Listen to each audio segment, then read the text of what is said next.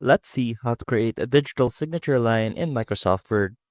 So first, we want to open Microsoft Word. And as you can see here, we have our blank document ready. Now to create a signature line, simply head on over to the Insert tab and click on Signature Line right here. And that should open up this window that will allow you to set up your signature line. So let's follow the suggested or example names and click OK. And as you can see, we have our signature line.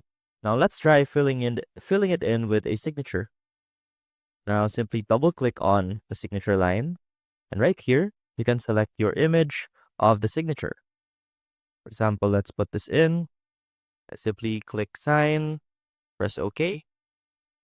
And as you can see, our signature is now imprinted on the signature line. And you'll also notice that the document has now been marked final to discourage editing. I hope this helped, and I will see you soon.